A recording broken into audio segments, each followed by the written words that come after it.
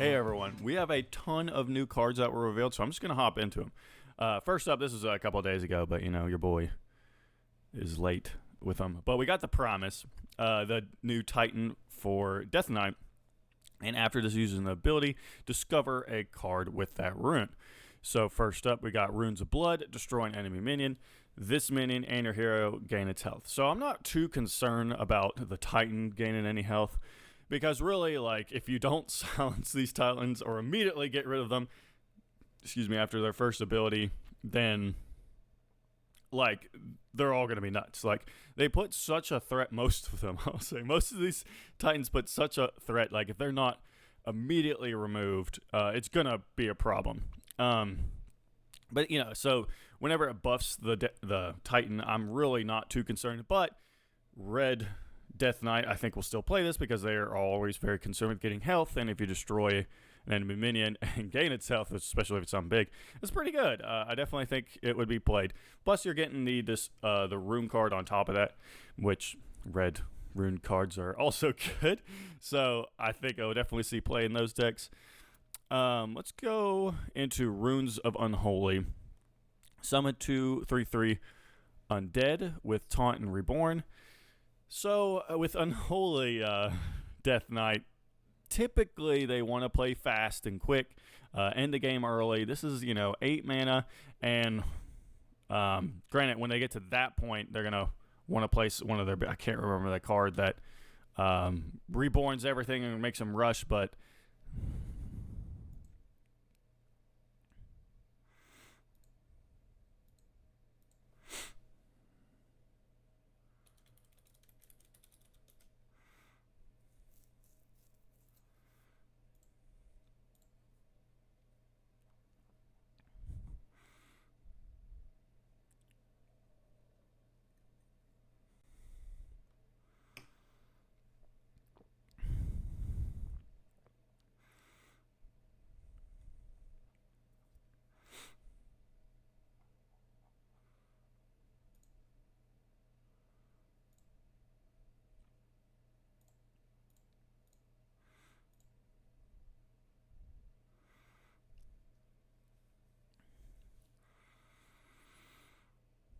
so the Unholy Rune, we got Summon 2 3/3 Undead with Taunt and Reborn.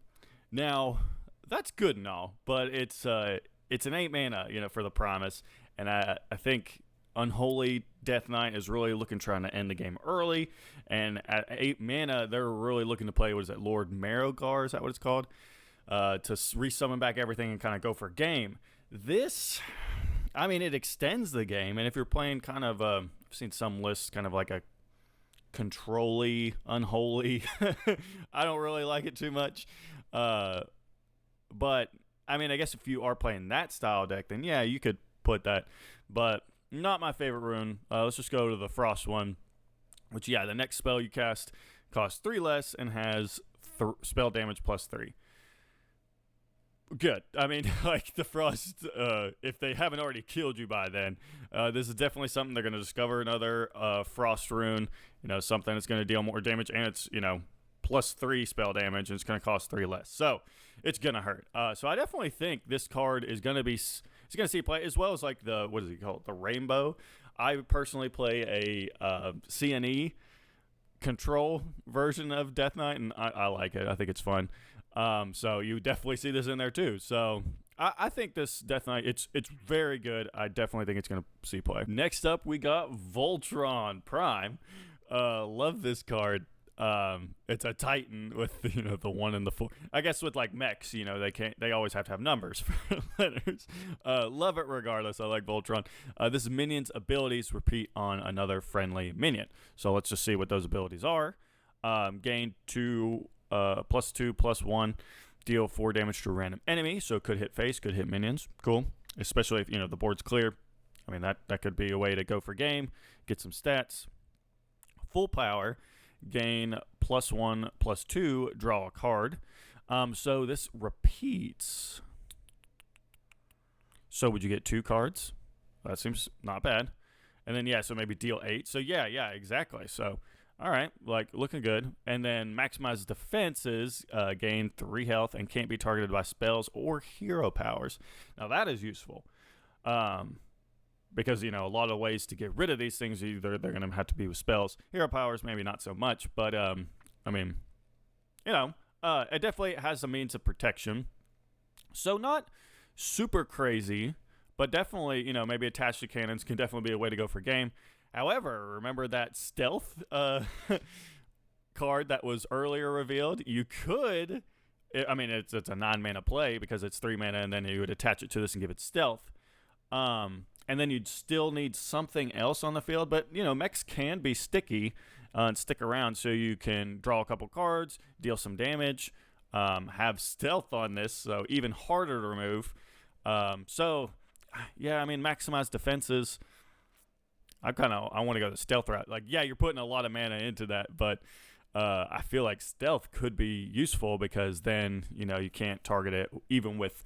Because in my mind, I think there's going to be a lot of minions that have silence effects that are going to be running around in the next meta because of these titans. So, okay, so maybe you give it some stealth. I think it's going to... If you're going to play kind of a mechish or kind of spammy, which I guess Thief can spam some stuff out there too. So I think, maybe I'm biased, but I think these are... the titans are nuts, most of them. I'm definitely going to find a way to play this, and I do... like the fact that you can give this stealth with that other card that was revealed, so you can pop off, and maybe that's why it's not as strong as some of the other ones, because there is a way to give it stealth so you're almost guaranteed 2 abilities. So be on the lookout for the card, especially if mech rogue happens to be a thing, which rogue does have some mechs, but we'll need to, and there is a lot of spoiler. If you haven't seen them already, there is some mech. Ooh, now I'm thinking of some strategies. Yes, there's some mech support. So let's keep going. Now we have Sargeras, if I'm saying that correctly, the Destroyer. Love this card. Battle Cry. Open a portal that summons 2 3/2 imps each turn. If you're familiar with some of the older cards that have tried to, these portal cards that open it, I love them. I always played those decks. And this one, I definitely realistically see this. It does say Battle Cry, so you can't cheese it out for all of you that trying to cheese out those big demons. I do like big decks. Like, I know that sounded weird. I like big cards that play decks that play big cards. So, like 8, 9 mana, 10 mana stuff. I don't want to hear that in the comments. But, okay, let's get into some of these powers, abilities, excuse me. The Twisting Nether at the end of your turn, summon to... Oh. Yeah, sorry, that's the portal that it does. To the Void, send all other minions into the Twisting Nether. So, there you go. Just a board cleared, plus if you play this Battle Cry, so now you're clearing everything, and you got your infinite portal, so pretty fantastic. Inferno, summon 2 6/6 Infernals from the Twisting Nether. So... you'll get your 2 3/2 imps, and then you're just getting 2 extra 6/6. That's just that turn. For that ability, you don't get that. It's not like your 2 3/2s turn into 6/6s anytime. That'd be awesome. Then we got Legion Invasion. Future demons summoned from the Twisting Others have +2 health and taunt. And I love this because typically in the decks that played the portals or tried to play the portals, usually it was very late in the game, and your opponent may just not care about these. If they can't deal, if you're ahead on board, like, this is a way to kind of close out the game. But the fact that they have 2 health and taunt, like, you have to deal with them now. So I really like that. You have To the Void, so you have a board clear. If you want to just spam some big demons and go for game, or, kind of play that control strategy, give those imps taunt and +2 health. I think that's fantastic, because now they have to just kind of close out the game. Your opponent has to go through these imps every turn, so super annoying for them. Love this card. Absolutely think it's going to see play, and I'm definitely going to be one of them. Now I'm going to go through these the neutral. There's a lot of them that were revealed. I'm going to go through them pretty quickly. Ancient Totem, you already know. Totem Shaman, they have cards, the Flood Tomans. This is another cheap way Will it be played? I don't know. I mean, Totem Shaman's a good deck, and it can play a lot of stuff. If there's some flex spots, maybe they'll throw this in there because you can get some of your totem discounted big things quicker. But I don't know. I think that would be the only deck I could see it in. The Drone Deconstructor Battlecry get a 1/1 Magnetic Sparkfuck with a random bonus effect. So the benefits: Magnetic Divine Shield, Taunt. I mean, all the keywords: Rush, Wind Fury, Lifesteal, Reborn, Poisonous, Stealth. It's random, so that kind of sucks. But I mean, it's 1 mana, 1/2. If you're going to be playing a magnetic mech based deck, I think this is just going to add some flair to your mechs. You give it a Wind Fury, Lifesteal, Reborn. I'm trying to think of what the worst one would be. I mean, Poisonous is even good. I mean, I still think, oh man, if you got the Stealth one and then you combine this with the Rogue mech, there you go, and it's cheaper. It's 1 mana. So I think this is going to be played if you're playing a mech deck. Now we got Victorious Vical.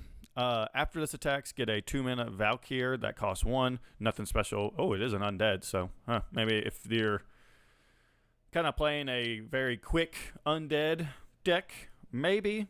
But it's a 1 mana 2/3, or excuse me, 1 mana 1/2.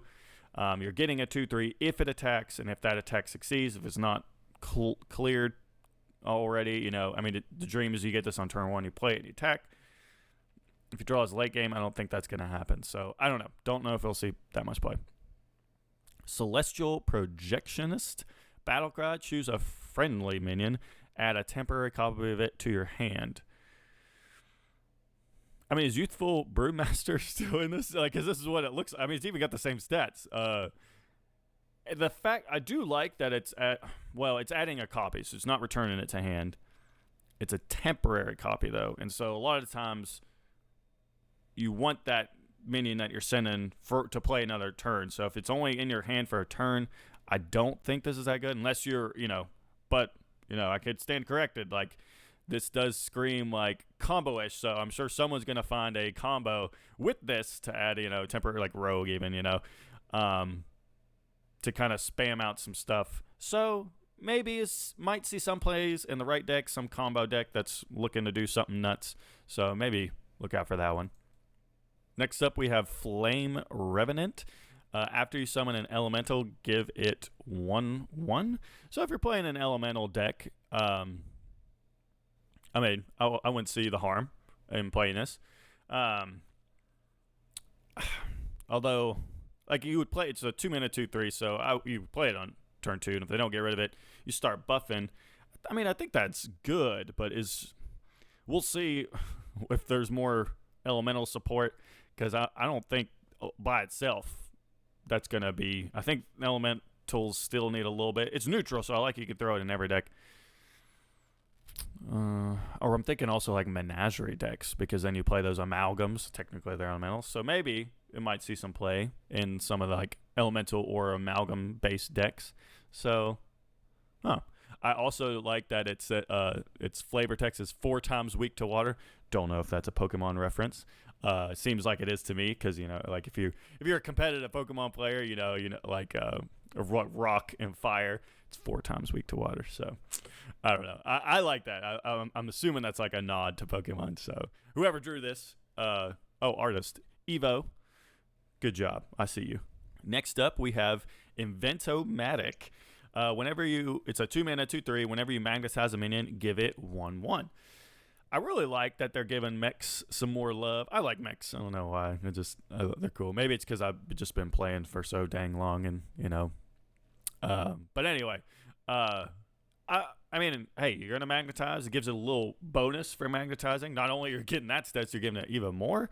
So I think, again, like if you're playing a mech deck, I definitely think you're going to see some of these mechs go in there. Next up, we have Watcher of the Sun, Battlecry. Get a random holy spell. Forge, so if you remember, if you kind of place it over your deck, it's going to be 2 mana. Also restore 6 health to your hero. So definitely resources and recovery, like that. Paladin and Priest, this will fit right in, but it is neutral. So you could throw it in, like if you're doing like a thief, like rogue or something.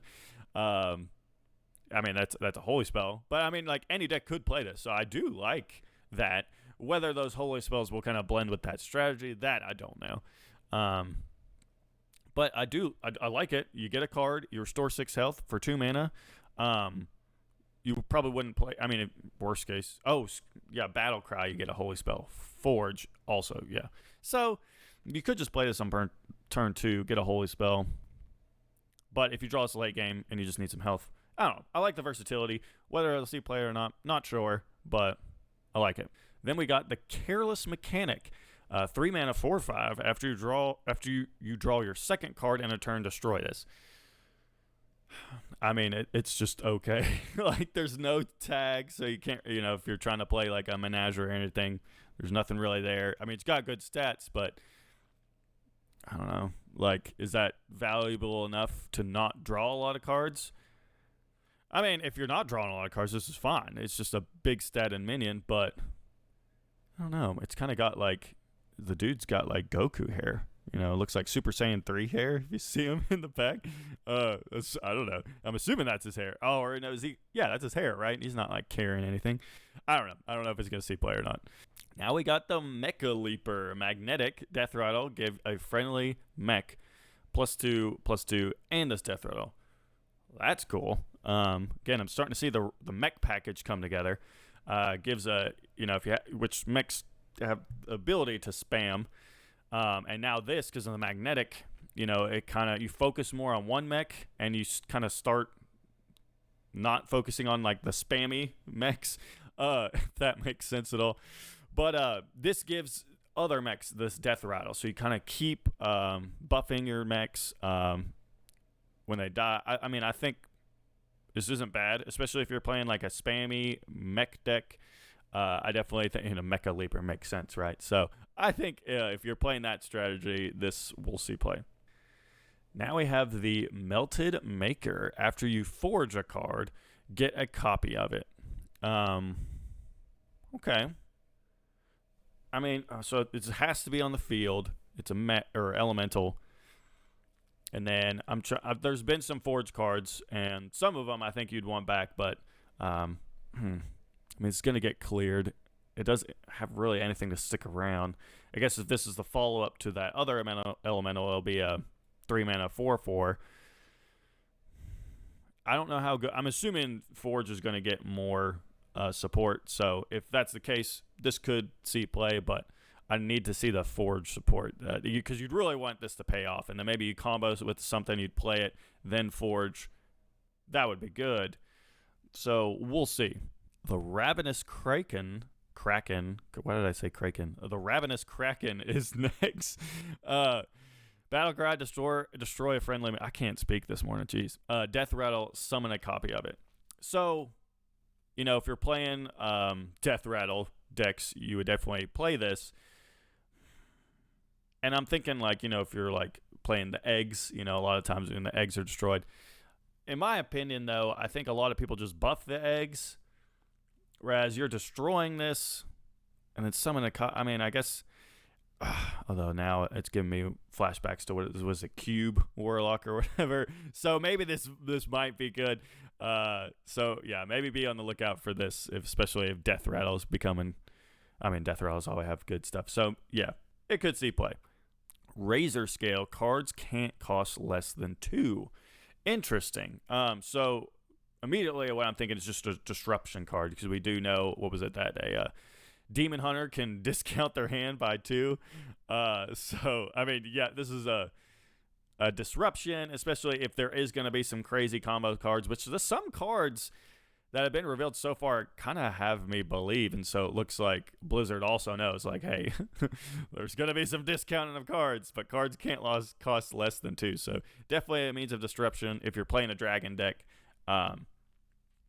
I mean, this could also have some synergy with that. Next up, we have Relentless Warg. Next up, we have Relentless Warg. 3 mana, 2/4 with Rush. After this attacks and kills a minion, restore this to full health. Now, seems like a good arena card. I mean, if like hand buffing becomes more prevalent, then yeah, I could see this being played, but I don't see it quite yet. But if there's more ways to hand buff, then yeah, sure. I think this would be a very sticky card. Next up, we have the Sharp Odd Seeker, 3 mana, 3/3. Battlecry. If there's a card in your deck that didn't start there, draw it. So I'm thinking, like Priest, Drown, put something there that's a way to draw it. I think historically other decks have found ways to generate stuff in their deck or add things, but usually it's more than one thing. So if you really need that one thing, then yeah, this could be a way to get to it, but I don't know how prevalent this will be. So anyway, we'll see. We got the Starlight Whelp. 3 mana, 4/3. Battlecry, get a random card from your starting hand.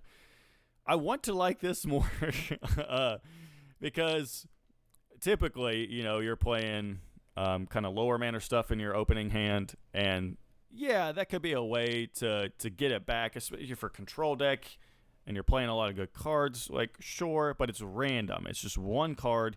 You might get that 1 mana, 1/3 that, like the Amalgam, I'm thinking, like, that does nothing. And so then it's not that good.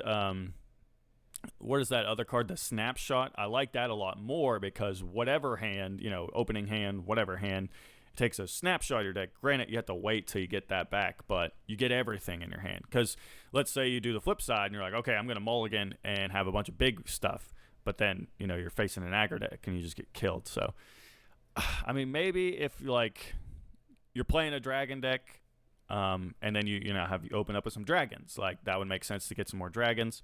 Then I could see that, but other than that, I'm not really sure if this will see that much play. Now we have the Trog Exile, 3 mana, 4/4. Rush, Battlecry, deal 4 damage to your hero. Now, you all know, if 4 damage to your hero, not too bad, especially in the beginning. Some decks like Warlock kind of want to take damage. Even I'm thinking like Death Knight that wants to, because they heal a lot and they want to have some damage. Sure, but it's a 3 mana 4/4. I feel like there's other things they could be doing. I don't know how good this would be. And there's no tag on it either, so I think this is going to be another arena card. Now we have a legendary Algalon the Observer. Replace your hero power with Algalon's Vision. And what that is look at the top card of your opponent's deck. You may put it on the bottom of their deck. Okay, and this is what it looks like. Keep another card on top of the opponent's deck. Move to the bottom, move another card. Okay, so I can't remember the other card, but there was another card that did this. Is that good? Because you're going to... Because, yeah, it's a means of disruption, but now you don't have your hero power. And really, you have to use your hero power, which, if it's a Demon Hunter, it's only 1. Then it's not that bad. But if it's anything else, it's going to be 2, and I don't know, 2 mana to, let's say, if they have a combo card, yeah, put that at the bottom of the deck. There are ways to dredge that out, though. So, I mean, you could be doing them a favor if they play dredge stuff. But another time, it's 2 mana. It's like, oh, okay, well, they can have that card. So it's a little 2 mana for essentially do nothing. Again, unless it's Demon Hunter, then it's 1. Then I might maybe like it a little bit more. But I don't think this is going to be that good unless you really don't want to use your hero power and you're really focused on disrupting your opponent. And again, it had to be against the right deck, too. It had to be against a deck it's like very combo heavy, and you got to just no, you can't give them that card. But again, that's 2 mana you're wasting every turn. So maybe in Demon Hunter. Other than that, I don't think so. Now we have the Angry Hellhound. 4 mana, 2/5. Rush has 4 attack on your turn. I do like the card. What is it? The Tar Creeper. I really love that card. I like the design. You have on your turn, it has, or your opponent's turn, it has different stats. So it's a little bit more balanced. Thing is, yeah, it's a beast, but it's a Hellhound. What is that other Hellhound that does cleave and it's lifesteal? It's really good. I wish it had a cleave, but even then, I'm not really sure.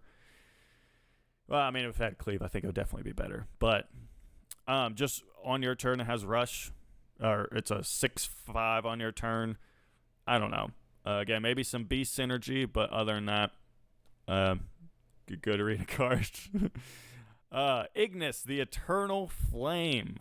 Now, this is a card. It's a 4-mana 2/4. If you forged a card this game, craft a custom weapon. Now, there are a ton of related cards right here. So let me just kind of break this down pretty quickly for you. You might have seen this before because it was revealed, I think, yesterday.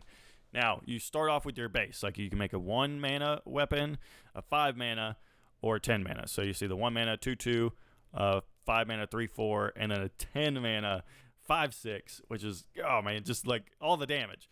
Thing is, though, like, especially with the other hunters, same issue. Like, you can make a 10-mana weapon, and then someone just removes it. And that feels real bad. But if they don't have weapon removal, that's awesome. That's so much damage. You just beat them down with your weapon. And then this is random, but you have all the other keywords. So Poisonous, Lifesteal, Wind Fury, just some other ones. After your hero attacks, gain 2 armor. Deal 1 damage to all enemies. So, like, combining that with Poisonous or Lifesteal, deal 1 damage to all enemies. It's a way to recover. It's a way to destroy everything. Like, it's random, but, I mean, that's amazing if you kind of hit those high rolls. It has a cleave effect. Your hero is immune while attacking, so for control decks, that's really good. Gain 4 armor. And so, yeah, so these are, like, if you choose a different tier. Like, this is for the second. If you choose the 5-mana, the effects get a little better. After your hero attacks, it gets 8.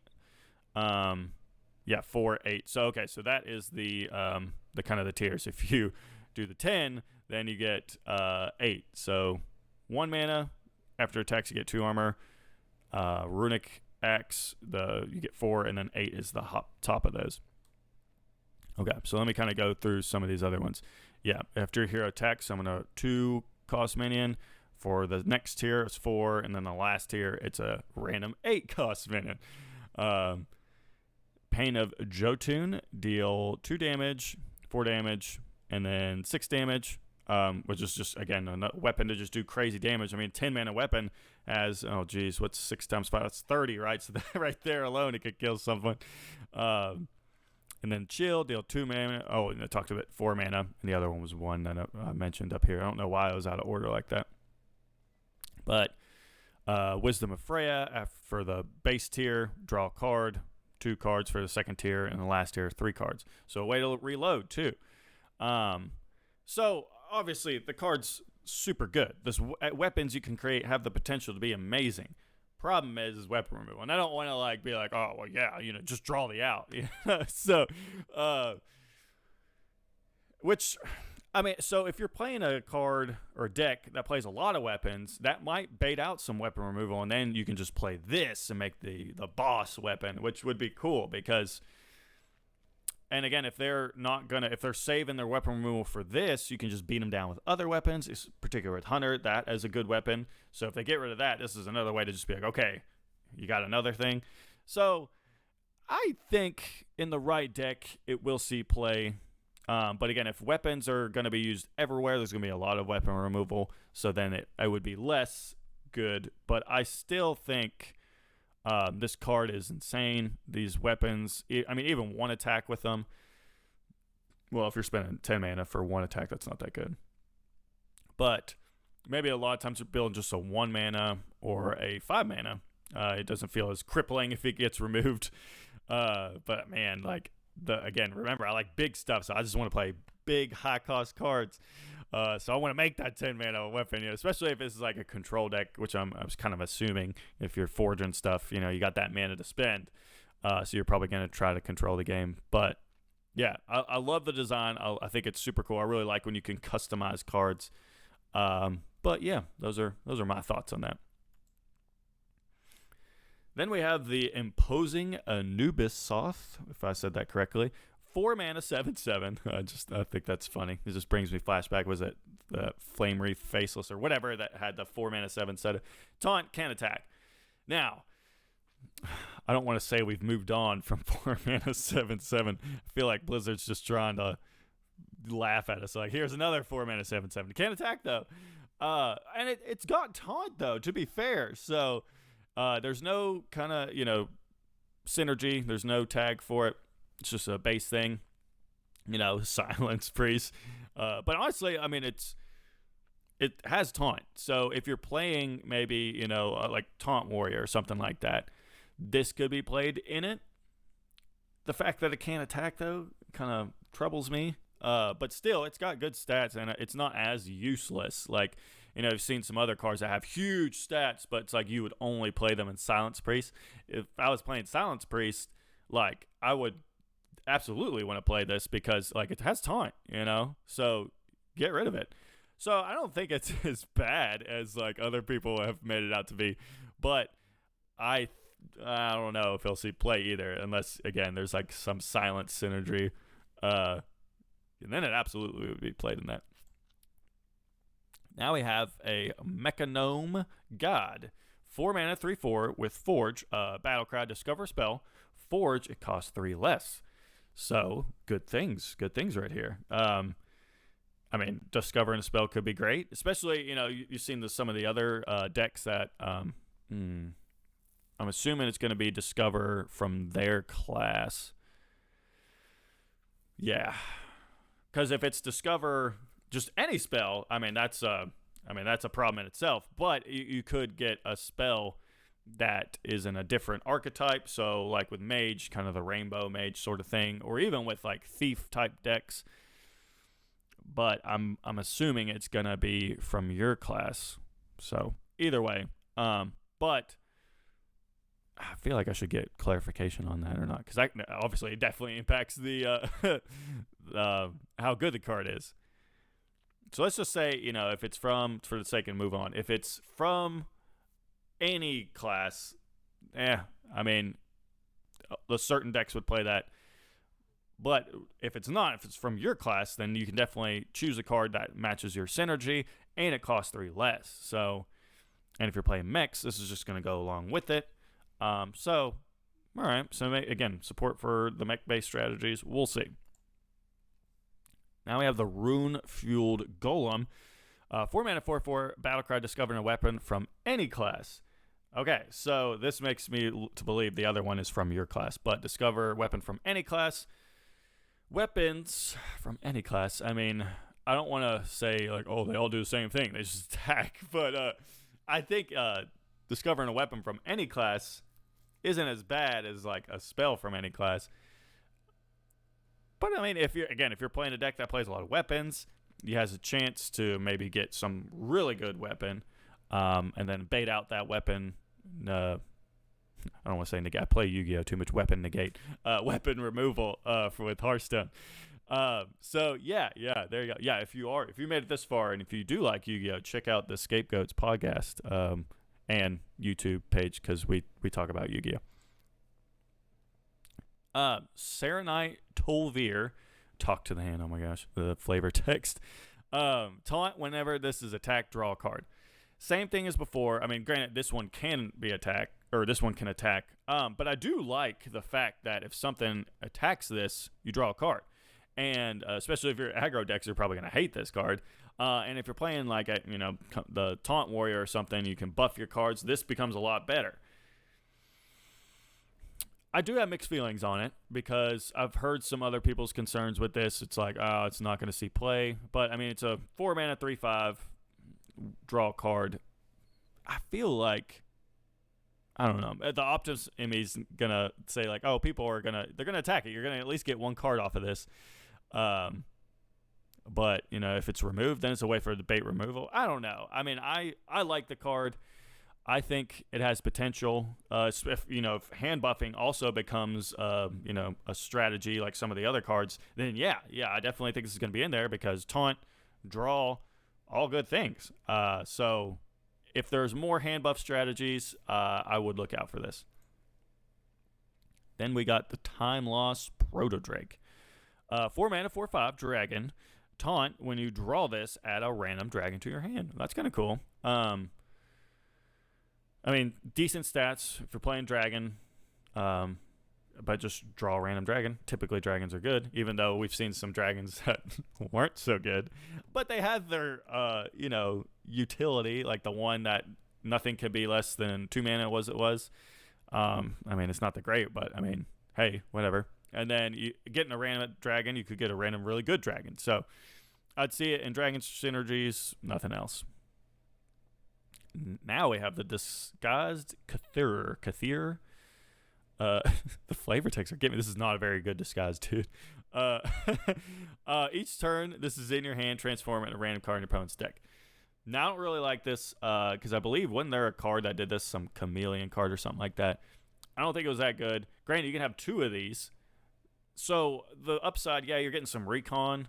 And maybe again, if you're playing like a thief strategy, then yeah, this might be good if you can steal cards from it. Like I'm thinking priest because I play a lot of thief priest.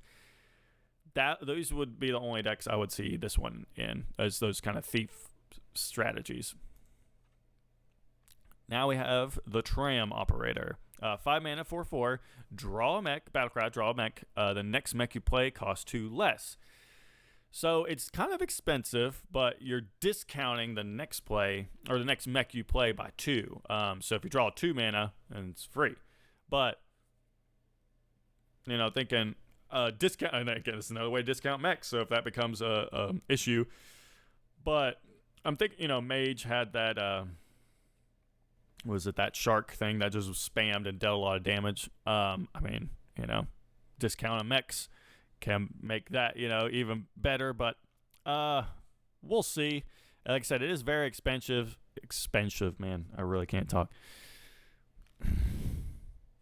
But I mean, some of those other mechs can be good, you know, if you draw them. And I'm still thinking about Rogue, how to make the Voltron, you know, unstoppable.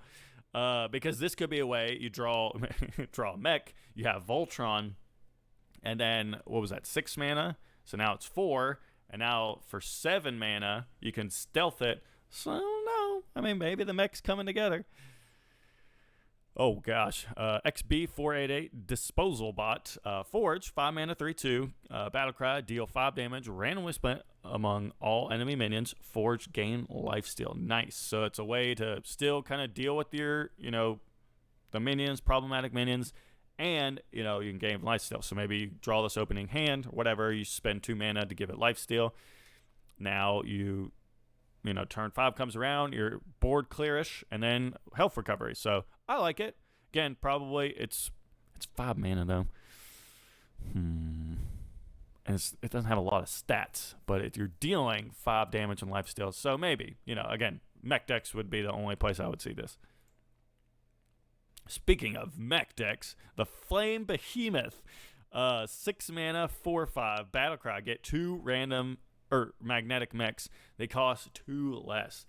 Absolutely gonna play this in mech deck again. I like it. I think mechs are definitely coming back. Clearly, they cost 2 less. So get 2 of them. I mean, shoot, you're gonna just I mean, if they're 2 mana mechs. You could just go ahead and magnetize to the Flame Behemoth. I like that. Wasn't there another one in way back in the day that for was it Mage, when you draw it deals 2 damage, everything saw very fringe play. I thought it was like something like that, Flame Behemoth. But anyway, fantastic card for mechs. Definitely gonna play this.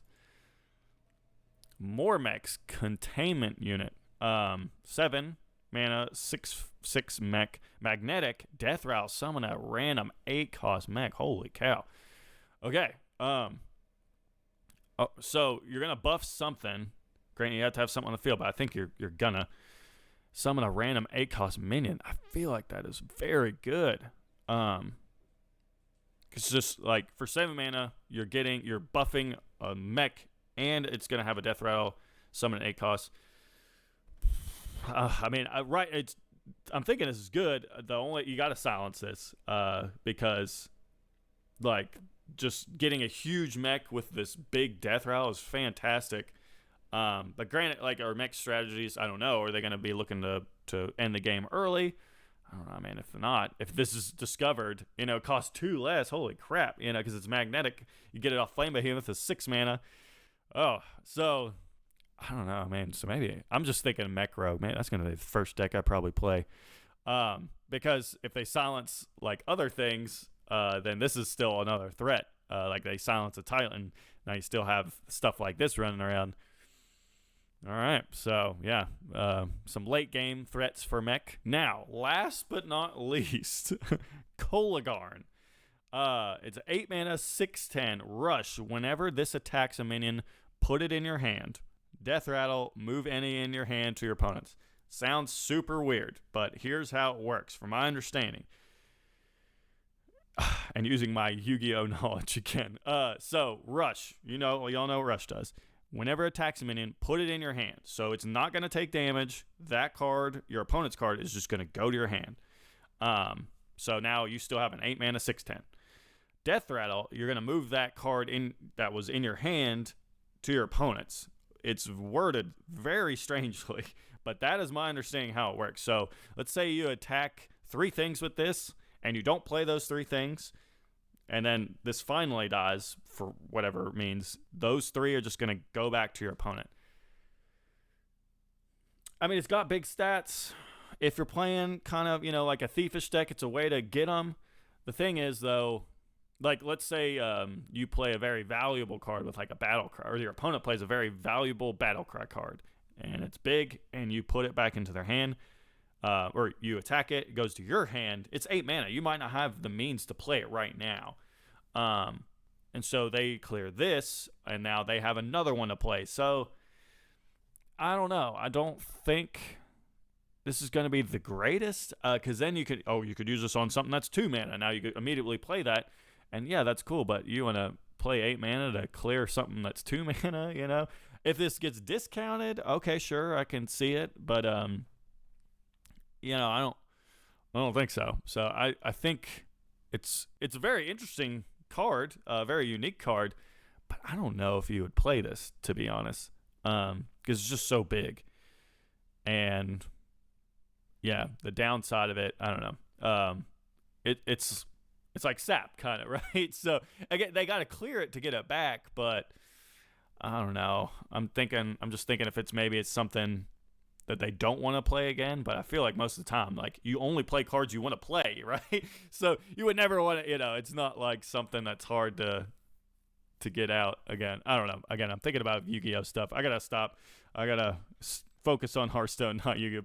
And we're not done there. We have the rest of the Death Knight cards.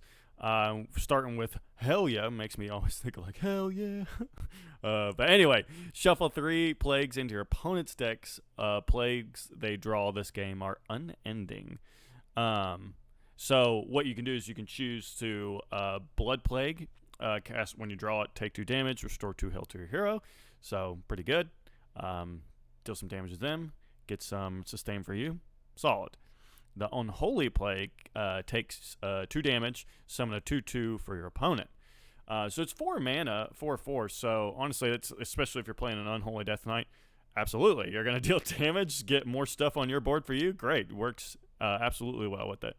And then Frost Plague, cast when drawn, take 2 damage. Your next card costs 1 more, up to 10. Oh, interesting. So Frost Death Knight's obviously going to like that, and any sort of damage, but kind of delays their card. But it only costs 1 Unholy, so you could, there's some flexibility for this. But yeah, absolutely. And if you see some of the other cards, like I believe Mill Death Knight or whatever you want to call it, is absolutely can be a deck. So let's get into some of those other ones. You got the Tomb Trader, and just gives you got the Tomb Trader, which 4 mana 4/3. It has a Frost and an Unholy Rune, and Battlecry, destroy a plague in your opponent's deck to deal 3 damage to all enemies. It's a solid. You get rid of a plague, you do some AoE. You have a body on board, which I think it has a Frost and a Unholy Rune, which I think both decks would want that. Board clearing, putting a body on board, and I think for the cost of 1 plague, I think that's a fair price. And they also have a weapon too, the Staff of the Primus. After your hero attack, shuffle a random plague into your opponent's deck. So this is the cost of 2 Unholy Runes, so you can only stick it in there. But it is interesting because it's a random plague. So, I mean, honestly, any of the plagues are good, in my opinion. I definitely like the Blood Plague I mean, if you're playing an Unholy, you really would probably want the Unholy Plague, but I don't think you're going to be mad about the Frost Plague either, because if you can kind of delay your opponent's strategies while still being aggressive, absolutely great card. And then to follow up the one drop, if you draw the weapon, 2 mana 3/2, 2 Unholy runes to play this. Death Rattle, shuffle 2 random plagues into your opponent's deck. So there you go. It's all coming together. Turn 1, turn 2. And turn 3 is the Eulogizer. Well, I don't know why I couldn't say that right there. That's funny. Sorry for your ranked mode loss. That's some cocky stuff. Anyway, 3 mana, 3/3, undead, battlecry, spend 3 corpses to deal 3 damage. Fair enough. Forge, gain them instead. So yeah, there's your 3-drop. Can I get a 4-drop? Oh yeah, you already saw the 4-drop. It's the legendary. So yeah, like absolutely. And even if you draw this later, you can use that Forge. So I like some of the Forge cards. With this deck, I do think it makes sense and for sure would work with the deck. And another card to go along with this strategy is the Chained Guardian. It's 11 mana, 8/5, 1 Unholy Rune. Rush Reborn costs 1 less for each plague shuffled into the enemy deck this game, which, absolutely. I mean, the dream, you draw the weapon turn 1, and then you have the 2-drop, and then if you have the legendary, so what is that? Quick math, like 7, potentially maybe 8 plagues you can shuffle in, and then, what is I going to put? 8, 9, 10, 11. Yeah, there you go. So, you can absolutely play that. You're looking to play it like turn 5 if everything lines up perfectly. And Russian Reborn, which is, it doesn't have as much health, but still, I definitely think you can shuffle enough plagues in there to get this out. And it has Reborn, and you can use this to clear something. So I definitely think this strategy is not a meme. I think it's definitely a legit deck that can be very competitive. There's even more Death Knight cards. Down with the Ship, 2 mana, Unholy, and a Frost Rune. Deal 3 damage to a minion. If it dies, shuffle 2 random plagues into your opponent's deck. So there you go. So even more plagues. Some board clearing, and as well, shuffling those plagues in there. Now, I know you might be thinking, well, this is all fine and dandy, but what if my opponent doesn't draw? Well, the next card is Frozen Over. Both player draws 2 cards. Your opponent cannot play them next turn. It's 2 mana, costs 1 Frost Rune. Now,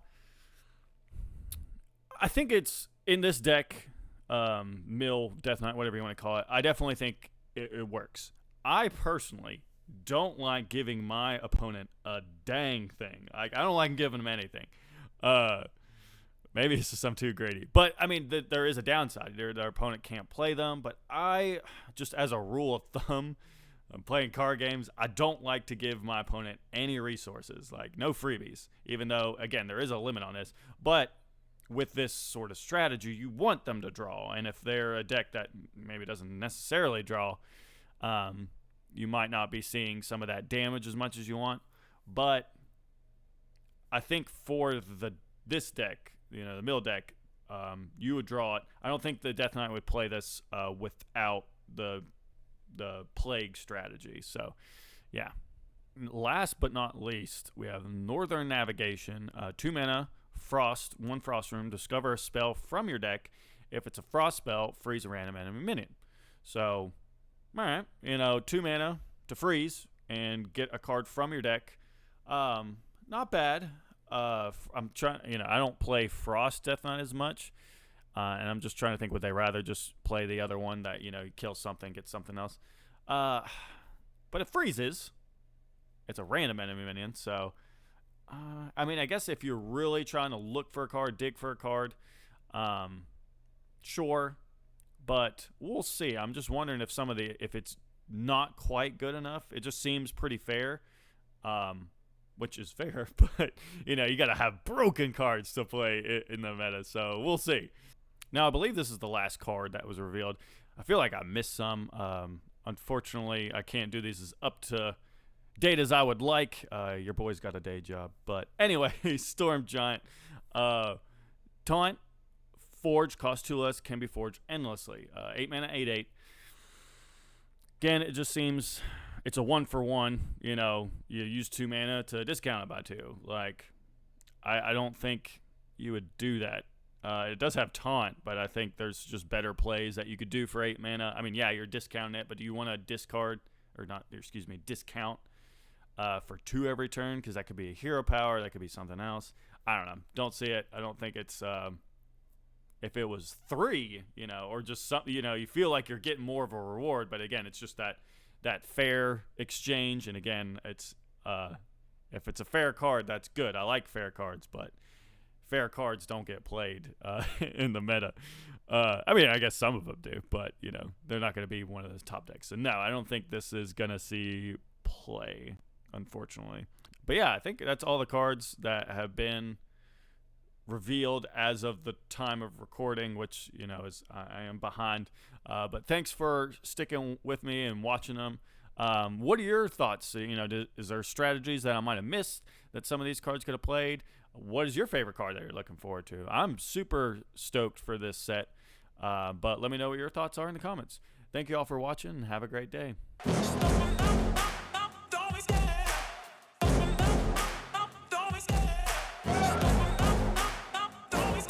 I love the chase and the hunt, and I set the pace when I